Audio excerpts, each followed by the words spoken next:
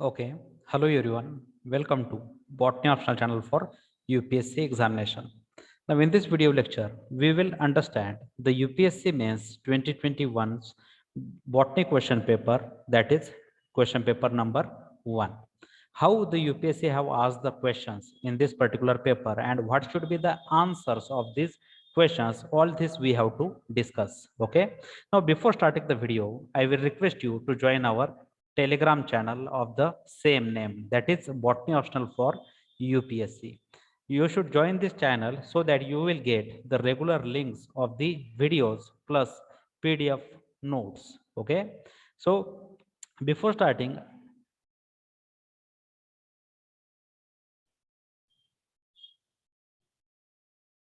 one.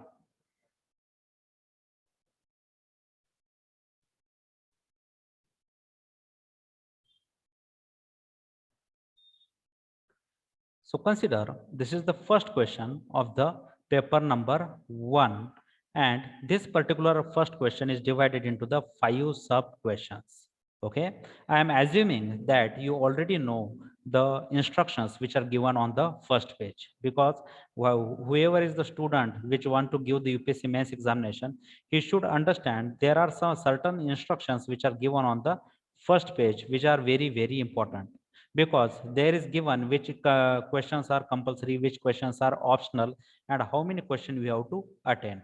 Here we are directly going for the questions. Okay, this is the compulsory first question, that is question number 1, which is divided into the 5 sub questions, that is the A, B, C, D and E. Okay, now each question will carry the 10 marks, so the 5 question will carry the 50 marks. Okay, now consider the very first question. Describe the structure and function of cephali and cephalopodia in the lichens. Okay, in the lichens you have to describe these are true structures, that is the cephali and cephalodia. These are true structures are typically found in the lichens life cycle, and they play a very important role in completion of the life cycle in the lichens. As you know, many topics regarding the lichens we have already covered on our YouTube channel. So if you have completed the lichen portion on our channel, the answer of this question will be very easy. What we have to do only is this: you have to give the structure and the function of cephali and the cephalodia, right? Now the next question was, what are the prions? Okay, what do you mean by the prions and how they are different from the viroids? As you know, when we have studied this particular topic in the online lectures, we have given you the home assignment regarding the difference between the prions and the viroids. If you are one of our student, you definitely know the accurate answer of this particular question. Now, in the first part, you have to define what do you mean by the prions, and in the second part, you have to give the differences between the prions and the viroids, and in the third one, that how the prions are got transmitted. Okay, how they cause disease, how they transfer from one plant to the another plant. Now all of these topics are already covered in our video lecture, that is prions and the prions hypothesis. Here you will understand what are prions, how they are different from the viroids, and how they get transmitted from one organism to the another organism, right? So again, the very simple question. In the third question, they are asking you about the structure of the sporangiophores and dehiscence of sporangium in the rhizopus. Again, it's a fungi related question, and all of the fungi videos regarding their structure and reproduction is already uploaded on the channel. Now in this particular question, you first have to go for the structure, that is whatever the structure of the sporangiophore, you have to explain that structure. After that, you should explain how they dehiscence, how they depart from their parents to spread all over. Okay, that is how the dehiscence of sporangium occurred in the rhizopus. We have to explain that too. So this is a two-part question, in which in the first part you have to explain the structure, and in the second part you have to give the dehiscence. Now in the fourth question, you have to enumerate the merits and the demerits of the numerical taxonomy. Again, a very simple question. We have understood the numerical taxonomy in very detail. You have to put forward here the merits as well as the demerits of the numerical taxonomy. Whenever we use the number system in the taxonomy to classify the living organism, they have some merits as well as the demerits. Okay, all of these merits and demerits are given in this particular video lecture, and the just for putting these merits and demerits, you will get the 10 marks here. Now in the final question, they are asking you to briefly discuss the distribution of the gymnosperms in India. So this is the very typical topic. There are majority of the chances that every year this question is going to ask by the UPSC mains examination. And this distribution of the gymnosperm we have already understood in our online lectures. What we have to do, we have to give the certain regions of the India where the gymnosperms are heavily located, because as you know, the gymnosperm require a very special kind of environment, and that special kind of environment is only found in the limited places throughout the India. Okay, so by just briefing about the distribution of gymnosperm in India, you will get the 10 marks here. So if you observe carefully the very first question, you will realize that the questions are very easy, and the questions are very basic, just like what are prions, or how the gymnosperms got distributed, and what is the structure and function of cephali. All of this is very basic to the botany student, right? So that is why this first question should give you 50 out of the 50 marks, right? Now see the second question. The second question was subdivided into the three sub question A, B, and C.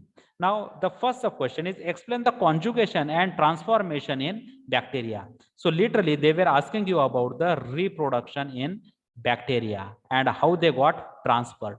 So structure and for the structure and reproduction, we have two parts of the bacterial reproduction. We have a lecture on the bacterial reproduction in the two parts, that is the first part and the second part. Both of these parts were explaining the conjugation and the transformation in the bacteria. After that, you have to write a brief note on their significance. Okay, that is what is their significance, we have to explain that too, right? Now in the second sub question, explain the evolution of the sex in algae with the suitable example. Now this question coming from the second unit of the paper one, and they were asking you the evolutionary changes which are occurred in the life cycles of the algae. That is, if you remember, we have understood about the structure and reproduction in the Phaeophyce, structure and reproduction in the Rhodophyce, structure and reproduction in the Chlorophyce, along with its evolutionary changes, right? So if you go by the Chlorophyce, Phaeophyce, and the Rhodophyce levels, you will come to know the certain sexual changes has occurred in the algae. For putting these changes with a suitable example, here you will get the 20 marks. Okay, now in the third sub question, you have to describe the concept of progymnosperms with the help of suitable example. That is, what you have to explain what are the progymnosperms, then you have to give the suitable examples. And if you put the accurate meaning of the progymnosperm and explain it with a suitable example, for this you will get the 10 marks. Okay, again, this as it is, this question is clearly explained in this particular video, that is concept of the progymnosperms. Now consider the third question given in the first paper of the UPSC mains. Now see, this third question is again divided into the three parts, that is A, B, and C part. Now see, the very first question is about discuss the names, then the causal organisms, symptoms, disease, cycle, and the management of loose smut of wheat. This particular disease you have to explain, and you should start with the name of the causal organism. Just you have to write down what is causing the loose smut of the wheat. After that, you have to put the symptoms, then you have to give the disease cycle, and finally you should give the management in which we try to avoid this particular disease. If you remember carefully, we have exactly do the same sequence while studying the all of the diseases which are relating our agricultural crops, right? First we have mentioned the name of causal organism, after that we have given the symptoms, then we have discussed about their disease cycle, and finally we have traced on the management and how to avoid the diseases, right? All of these we have to do regarding the loose smut of the wheat. Now after that, you should give what are the differences between the rust and the smut fungi. That is the rust fungi and the smut fungi. In between these two, you have to distinguish, okay, so that you will get the complete marks, that is the 20 marks. So this is the question which required the lengthy answer, which will give you the 20 marks. Each and everything you have to give carefully so that you will not miss any of these marks. Okay, now consider the second sub question, that is enumerate the silent features of the fossil gymnosperms. You know, we have studied fossil gymnosperm in three parts, right? And here you have to explain them with a suitable example with the special reference to the Benitez and Cordiatels. Now you know these both of these video, that is the general account of Benitez and general account of the Cordiatels, both are given on the channel with a very detailed silent features of these fossil gymnosperm. These fossil gymnosperms are already extinct from the mother earth, but what we have is their fossils, and all of these fossils comes under the Benitez and the Cordiatels. So here, while explaining the fossil gymnosperm, you have to give the silent features of the Benitez and the Cordiatels. Then in the third part, you have to give the general characteristics of bryophytes. Very easy question, right? It's like a 11th standard question where you will get the general characteristic of bryophytes are clearly mentioned in the even in the NCERT of the 11th biology. So from there also you can answer this particular question. Then after that, enlist the resemblance and the differences between the bryophytes and the pteridophytes. Now again, this is a very simple question, and here we have the general introduction to the bryophytes, in which you will get all of the silent features. Okay, and here in this particular video we have explained what are the similarities between the pteridophytes and the bryophytes. So UPSC many a time ask you a very simple and the basics question regarding with the typical plants like a pteridophytes and the bryophytes, right? So for just giving the general characteristics of the bryophytes and giving their differences with the pteridophytes and similarities with the pteridophytes, you will get the 10 marks. So this particular question will carry the all 50 marks, and all of these 50s are gettable because the questions are very easy. Now consider the fourth question, in which they were asking you about explain with the help of schematic diagram haplontic, diplontic, and isomorphic and heteromorphic and triphasic types of life cycles in the algae. As you know, algae shows the different types of the life cycle. One of them is a haplontic life cycle, other is a diplontic, then we have the isomorphic, heteromorphic, and the triphasic life cycle. All of these 5 types of life cycles you have to explain regarding with the algae, and you should give the suitable example for each type. For explaining these 5 types of the cycles, you will get the 20 marks. Now regarding the algae, we have the whole playlist there, and all of these things are given there. So you should understand them carefully, and these types of the questions which are basic and easy will give you the out of marks, right? Just you have to explain the haplontic life cycle, how the haplontic life cycle found in the algae, and of course you have to give the example in which algae you will find the haplontic life cycle, and same you have to do for the diplontic life cycle, then for the isomorphic life cycle, heteromorphic life cycle, and triphasic life cycle. Okay, now consider the second sub question, that is describe the stellar diversity in the vascular cryptogams along with its evolutionary importance. As you know, whenever we use the word vascular cryptogams, we are talking about the pteridophytes. So you have to give the stellar evolution in the pteridophytes. So exactly with the same name, that is stellar evolution in the pteridophytes. This video is already on the channel, and all of these stills which are found in the pteridophytes are already explained. Okay, so you just give this diversity along with the examples, and you will have the complete 20 marks here. Okay, now we have the third sub question, that is discuss the application of microbes in the bioremediation of the soil and water. So bioremediation is the type of remediation in which the polluted soils or the water get cleaned by using the plants, animals, or the microbes. Okay, and whenever it is done with the help of plants, it is called phytoremediation. And if you are using the microbes, we can say it's a bioremediation. The same topic is also explained under the bacterial section on our channel, so you will easily get the application of the microbes in terms of the bioremediation with regard to the soil and water. For giving this, you will have the 10 marks. Again, this question also carrying the 50 marks. Now let's come to the section number B, where we will have the fifth question. Now this particular fifth question is divided into the 5 sub questions. Okay, now the very first question was the enumerate the kinds of the trichomes and their taxonomic importance. So simply you have to give the types of the trichomes.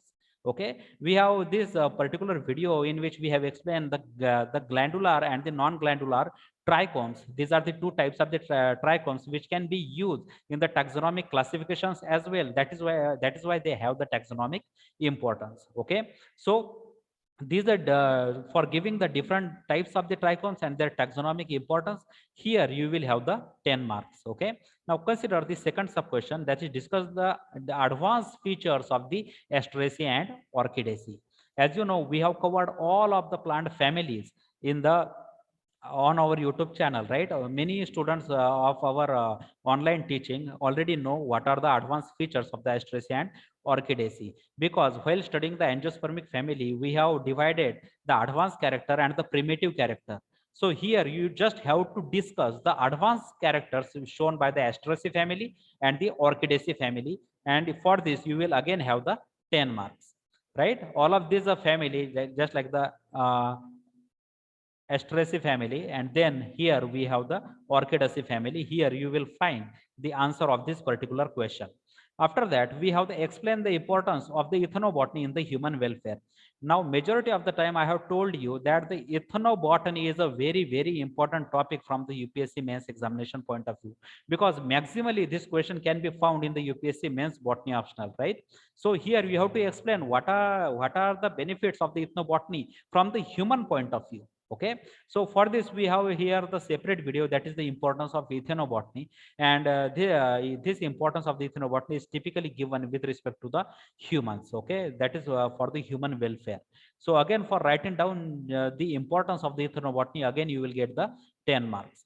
Now in the fourth sub question, we have to mention the evolutionary changes occur during domestication and also mention their advantages and disadvantages. As you know, we have many plants and animals which we have domesticated for our human purpose, and while doing this domestication, certain changes has occurred in these organisms. So you have to give these changes which are occurred in these organisms while domesticating them, and you have to put forward their advantages as well as the disadvantages, and for that again you will get the 10 marks. In the final question, discuss the concept of cellular totipotency in the higher plant. That is, you have to explain the totipotency in the higher plants, and for just explaining the totipotency concept you will get the 10 marks. So you can consider this fifth question is also a very easy question, and all of these questions are coming from the basic botany. Okay, and nothing heavy is asked by the UPSC. So this year as well, the UPSC mains botany optional paper was very easy, and I think majority of you may have covered it all of the questions in the examination, and you may get the out of marks as well. Now consider this sixth question, that is, here we have to describe first the development of female gametophyte in angiosperm with the suitable with the suitable illustrations. Okay, so again the basic question is there, that is, you have to give the development of female gametophyte, how female gametophyte develop itself. Okay, and while development, how the different stages are there, and all of these different stages can be seen while there is a development of the female gametophyte, right? All of these things are explained in this particular video, right? And for this you will get the 20 marks. So very basic question, but we have the heavy marks here, that is 20 marks.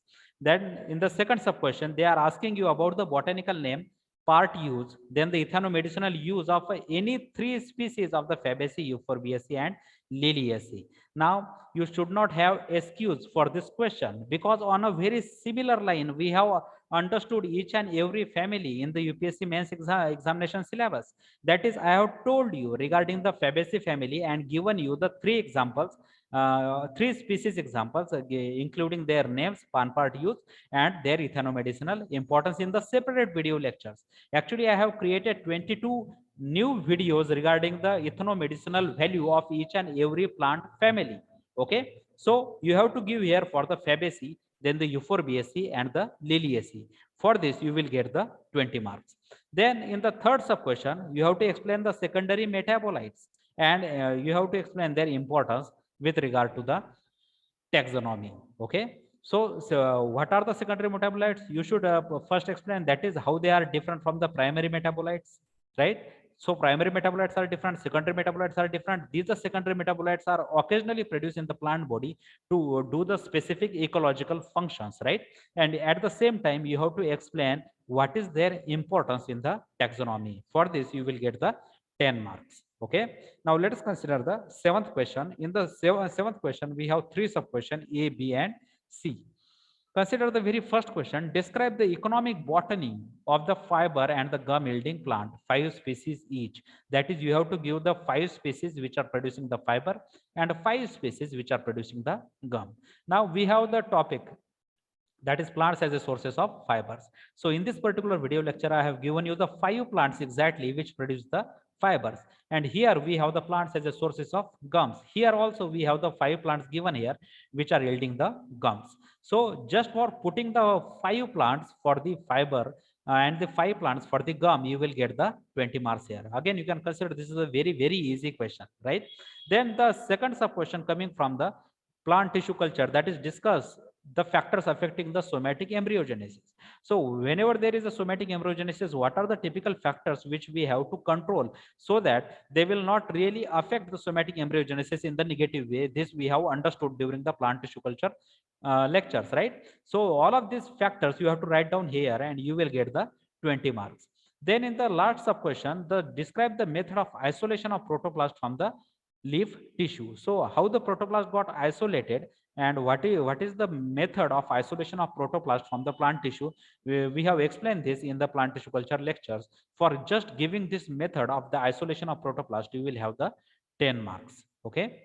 Now in the final sub question, that is the 8th question, is again divided into the A, B and C. The first question is the compare the contrast between the preservation and the conservation of plant. That is, you have to give the differences between the preservation of the plants and the conservation of the plant, right? We have understood the conservation and how we do the conservation in a two type, that is the in situ conservation and the ex situ conservation. And in and all, how we conserve the biodiversity, this we have already explained. Okay. Now with this also we have to explain the importance of both utilization and management of the plant resource. That is how we should manage and utilize the plant resource and what is the importance of it. If you put it in a right direction in the answer sheet, you will get the 20 marks here. Okay.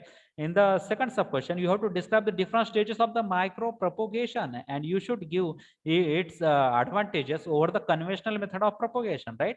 We have understood this micro propagation in very detail and we also understood how the different types of the advantages are there regarding the micro propagation over the conventional propagation methods. That too we have already discussed here. Okay, so this video lecture is the as it is answer of this particular question.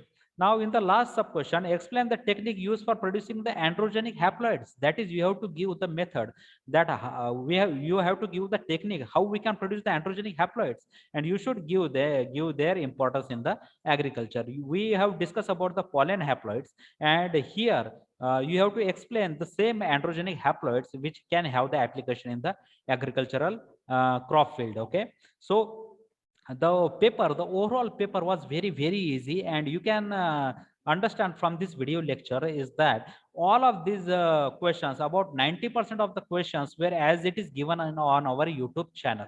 So make sure, if you have not taken the membership yet, be quick to take the membership and complete the botany optional syllabus as soon as possible, because we require our time for the GS preparation, and that is why you should complete the optional syllabus as soon as possible. For this, we have given you the 3 levels of the membership. Okay, the very first level is of the 159 per month, then we have the 1199 per month, and then we have the 1599 per month. In this particular third category, you will have access to the both paper, that is paper 1 and the paper 2, and you can easily complete your both the papers in within the 2-month span if you want to give only the 5 to 6 hours a day for this optional subject. Okay, so please make sure to take these memberships and complete this botany syllabus as soon as possible. Okay, so thank you very much for being with me. See you in the next one.